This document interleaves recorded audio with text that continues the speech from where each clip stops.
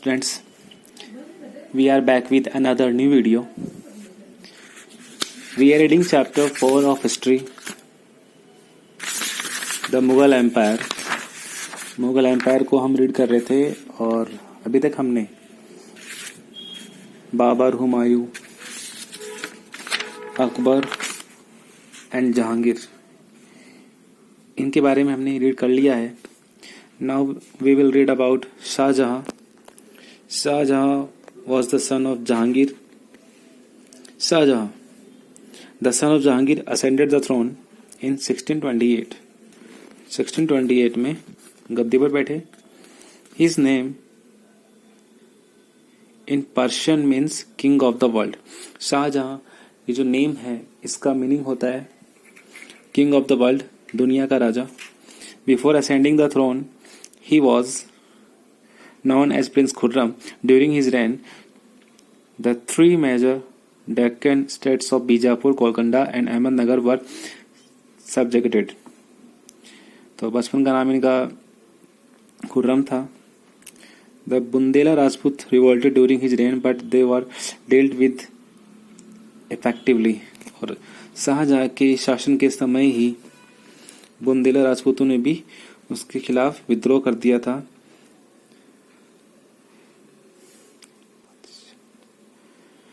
The Padshahnama is official visual history of Shahjahan's reign. Shahjahan के शासनकाल के बारे में, उसके रेन के बारे में सब कुछ पदशाहनामा में लिखा गया है. ये उसका ऑफिशियल विजुअल हिस्ट्री है. It was authored by Abdul Hamid Lahori. The Shahjahanama by Inayat Khan is another important work of this period. Shahjahan ruled his empire with a firm hand and kept himself informed and updated about minute details of the administration and military campaigns. Shahjahan ने बहुत ही अच्छी तरह से अपने राज्य को संभाला था, अपने किंगडम को संभाला था. पूरा एम्पायर, मुगल एम्पायर काफ़ी बड़ा था, उसको बहुत ही अच्छी तरह से संभाला था. हर डिटेल शाहजहां के पास में होती थी. Lahore, Delhi and Ahmednagar were connected to trading activities through a network of road. He took extensive interest in the growth of literature and art and gave sufficient encouragement to scholars, philosophers and artists. सबको support किया, encourage किया. The grand and beautiful Taj Mahal at Agra was built during Shahjahan's reign in the memory of his wife Mumtaz Mahal. सब जानते हैं शाहजहां ने ताज महल को बनवाया था अपने ब्यूटीफुल वाइफ मुमताज महल की याद में. ताज महल को आगरा में बनवाया. सब जानते हैं 8th वंडर है ताज महल वर्ल्ड का. It stand out as one of the finest example of Mughal art and architecture. When Shahjahan grew old, a struggle for succession began among his sons Dara Shikoh, Shuja, Murad and Aurangzeb. At last Aurangzeb emerged successful and occupied the throne in 1658. Thereafter Shahjahan was imprisoned by Aurangzeb at Agra fort in 1658 and died in captivity in 1666. Shahjahan जब old हो गए, जब बूढ़े हो गए, तो उनके जो 4 सन्स थे, 4 बेटों के बीच में सक्सेशन का स्ट्रगल हो गया. यानी वापस में लड़ने लगे कि कौन गद्दी पर बैठे. 4 बेटे थे, दारा शिकोह, शुजा, मुराद एंड औरंगजेब. और इन सब में जो विक्टोरियस हुआ, जो जिसने जीत पाई, जो सफल हुआ, वो औरंगजेब था. और औरंगजेब ने शाहजहां को आगरा फोर्ट में कैदी बना दिया, कैद कर लिया. और 1666 में शाहजहां की डेथ हो गई. औरंगजेब, ये इनसाइट्स है, ये काफी इंपॉर्टेंट है, आप लोग इनको भी रीड करना. Aurangzeb became the emperor after imprisoning his father Shahjahan in the Agra fort and defeating his brothers in a war of succession. Under his reign of 50 years, the Mughal empire extended from Kashmir in the north up to Karnataka in the south, but at the same time the empire faced many problems. Shahjahan को कैद कर लिया गया। औरंगजेब ने अपने father Shahjahan को कैद कर लिया और उसके बाद में खुद गद्दी पर बैठे, अपने भाइयों को हराया और अपने 50 इयर्स के रेन में, 50 इयर्स के शासनकाल में औरंगजेब ने मुगल एम्पायर को कश्मीर से लेकर कर्नाटक तक एक्सटेंड किया, बढ़ाया। लेकिन इसी बीच मुगल एम्पायर को काफ़ी प्रॉब्लम्स का भी सामना करना पड़ा। Aurangzeb was a rigid and conservative ruler who adopted many anti Hindu measures.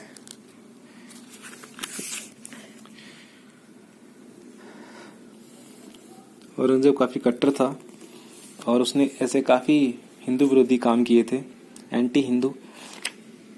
The emperor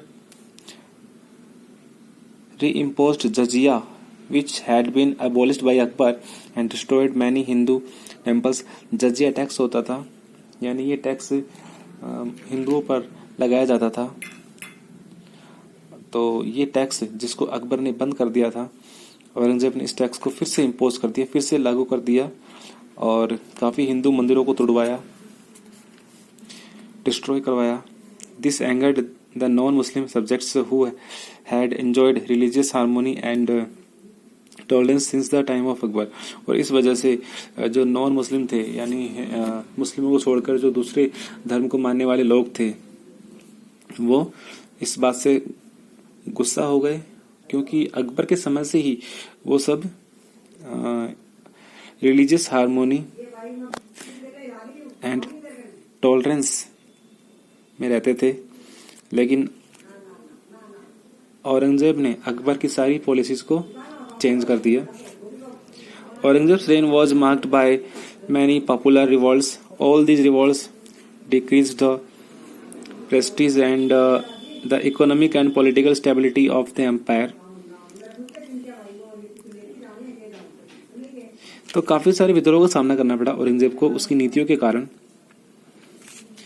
The execution of the Sikh Guru Tegh Bahadur angered the Sikhs and led to the revolts. Now the Sikh under Guru Gobind Singh formed a military brotherhood called the Khalsa and waged a continuous struggle against the Mughals. Revolts by the Jats and Rajput also disturbed the empire. Sikh ने revolt कर दिया, जाट्स ने revolt कर दिया और उसके साथ साथ राजपूत ने भी रिवोल्ट कर दिया। तो हर जगह से, हर तरफ से औरंगजेब को विद्रोह का सामना करना पड़ रहा था। While the Jat revolt was present uprising, the Rajput revolted because Aurangzeb interfered in the court affairs of the Mewar, a Rajput state. The greatest loss was that Aurangzeb lost the support of the loyal Rajput. तो जाट तो औरंगजेब का पहले से ही विरोध कर रहे थे, राजपूतों ने भी औरंगजेब का विरोध करना शुरू कर दिया। क्यों? क्योंकि इसका कारण औरंगजेब खुद था। औरंगजेब ने जो राजपूतों के जो कोर्ट होते थे, दरबार होते थे, उनमें अपनी दखल देना शुरू कर दिया था और इससे राजपूत नाराज हो गए और उन्होंने औरंगजेब का विरोध करना शुरू कर दिया। Aurangzeb also made serious political blunders when he underestimated the power of the Maratha chief Shivaji and to imprisoned him. और दूसरा सबसे बड़ी मुसीबत का काम औरंगजेब ने ये किया कि उसने मराठाओं को अंडर एस्टिमेट किया, उनको कम समझा और मराठा चीफ जो शिवाजी थे, छत्रपति शिवाजी, उनको कैद कर लिया। After Shivaji's death, he tried to crush the Maratha, but Marathas managed to harass the Mughals by adopting the guerrilla warfare. Shivaji की डेथ के बाद में औरंगजेब मराठाओं को क्रश करना चाहता था, उनको दबाना चाहता था, लेकिन मराठाओं ने मुगल एम्पायर को, मुगलों को एक गुरिल्ला वॉरफेयर होता है, गुरिल्ला युद्ध की नीति होती है, उसका इस्तेमाल करते हुए उनको मुंह तोड़ जवाब दिया। In the last year of his reign, Aurangzeb was in Deccan trying to suppress the Marathas. Finally, he breathed his last in Deccan in 1707 AD. He left behind a disturbed empire with many internal problems. अपने शासन के अंतिम सालों में औरंगजेब मराठाओं को दबाने के लिए डेक्कन में कोशिश कर रहा था और फाइनली डेक्कन में 1707 में औरंगजेब की डेथ हो गई और उसकी डेथ होने के बाद में पूरा मुगल एम्पायर काफ़ी डिस्टर्ब हो गया क्योंकि काफ़ी सारी प्रॉब्लम्स आने लगी। कोई योग्य राजा बचा नहीं। लेटर मुगल्स, औरंगजेब के बाद के जो मुगल्स आते हैं, जो रूलर्स आते हैं, उनको हम लेटर मुगल्स बोलते हैं। Through the Mughal empire continue to rule till 1857 but the successor of Aurangzeb were weak, inefficient and corrupt. जैसे कि हमें पता है कि 1857 तक मुगल एम्पायर रहा, मुगल रूल चला, लेकिन औरंगजेब के बाद में जितने भी मुगल रूलर्स आए वो सारे वीक थे, कमजोर थे, इनएफिशिएंट थे, कोई असरदार नहीं थे और करप्ट थे, भ्रष्ट थे। The corrupt and power hungry nobles added to the crisis to the empire, और इस बात का फायदा नॉबल्स ने उठाया। The weakness of the empire invited the invasion of Nadir Shah and Ahmad Shah Abdali, whose looting and plundering gave a death blow to the already weakened Mughal empire. Gradually, a number of states started breaking away. तो औरंगजेब के बाद में जितने भी Mughal rulers आए वो सारे week थे और इसी वीकनेस का फायदा उठाकर, इसी कमजोरी का फायदा उठाकर फिर से इन्वेजन हुआ। बाहरी लोगों ने आक्रमण किया, जैसे कि नादिर शाह ने इन्वेजन किया, अहमद शाह इंडिया में आए और उन्होंने यहाँ पे काफ़ी लूट किया, प्लंडर किया, काफ़ी नुकसान पहुंचाया और जो मुगल एम्पायर पहले से वीक था उसको और भी वीक बना दिया, और भी कमज़ोर बना दिया। नए नए स्टेट्स बनने लगे। Thus, the Mughal Empire started disintegrating gradually after the death of Aurangzeb. तो इस तरह से मुगल एम्पायर औरंगजेब की डेथ के बाद में टूटना शुरू हो गया। The Mughal administration. The Mughal administration was based on Central Asian, Indian and Persian traditions. Central Asian, Indian and Persian परंपराओं पर आधारित था इनका प्रशासन। Its detail are mentioned in the Aine Akbari, a part of Akbar's biography Akbarnama written by courtier Abul Fazl. Abul Fazl जो अकबर के दरबारी थे, उन्होंने आईने अकबरी लिखी। आईने अकबरी में मुगलों के सारे एडमिनिस्ट्रेशन के बारे में लिखा गया है।